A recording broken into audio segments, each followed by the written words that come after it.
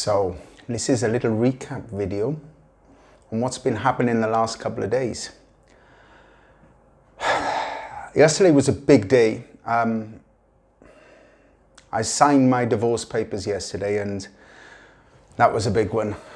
And the problem with having ADHD and being with my condition is usually when things are happening, I don't really process 100% what's happening until I have time to sit back and think about it. And after thinking about it a little bit, it was a lot tougher than I realized. How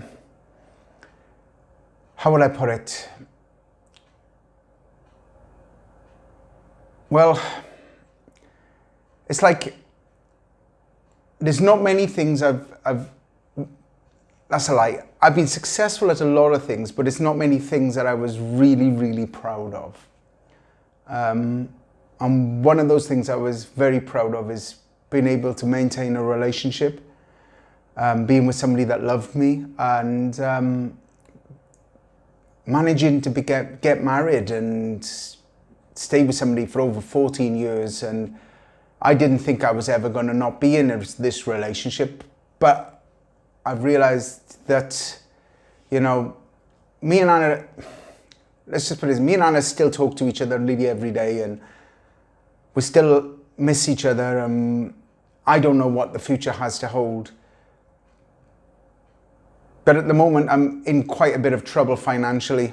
And if we stay married, if I can't afford to pay my loans,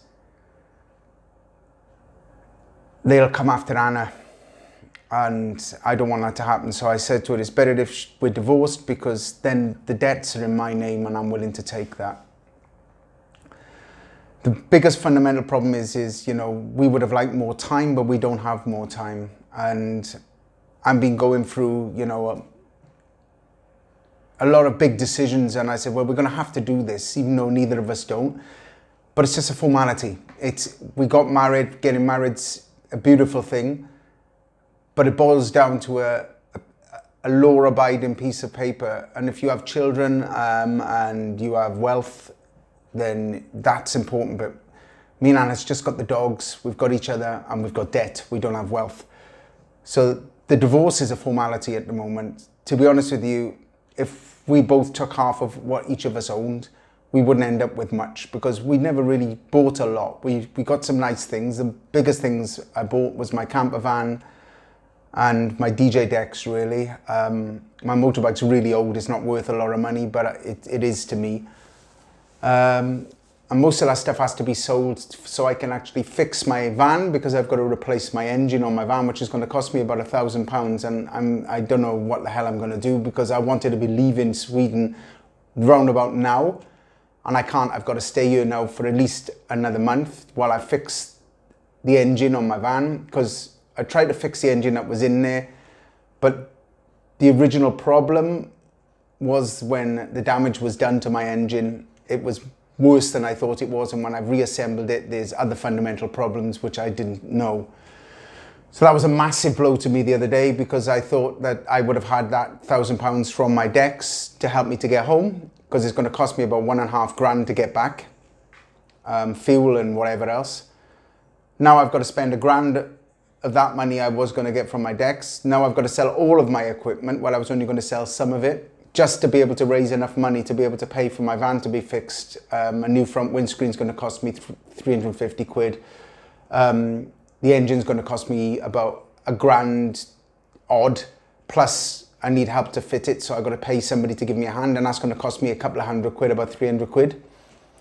So that's £1,600 odd to start with. It's just, and getting divorced yesterday, like officially, the papers, it's going to take a couple of weeks to come through, but yeah, it's been a really tough couple of days. But I wanted to talk about something that's on the positive side of that. I'm really lucky that I'm a man that's learned to express my emotions and to really be able to open myself up and to feel. a lot of men tend to pretend everything's all right, and then when everything falls apart, they don't express themselves, and then they end up killing themselves.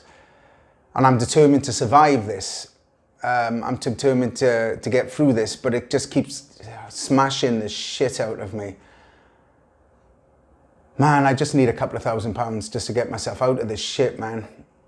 And when I get back to the UK, I'm going to be in a better position. I'm going to be able to earn the money, but getting back there is the problem. And I'm in a really tough situation at the moment. And winter's coming to Sweden and I'm running out of time.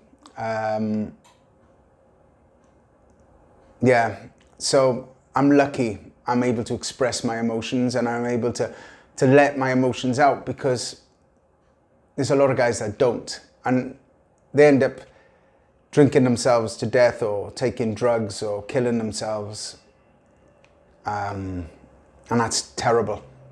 So this is for you guys out there, the men specifically, that are going through a divorce and finding it very difficult. And if you're a woman also that finds it difficult to express your emotions, because it's not just a male thing. Some women find it difficult because they don't trust people, to talk to people and open themselves up. I'm just going to say to you, find that some person, even if you've got to call the doctors and get a counsellor, to just talk to somebody and get it off your chest has a massive benefit for your health, because you're carrying that shit around you, and you need to talk it out sometimes to understand it. That's part of therapy. That's why you go to a therapist, to talk it out, to get it out of you. And me sitting here in front of the camera is a part of that process for me. It's a part of me talking things out, getting them outside me so I can actually make sense of what's going on.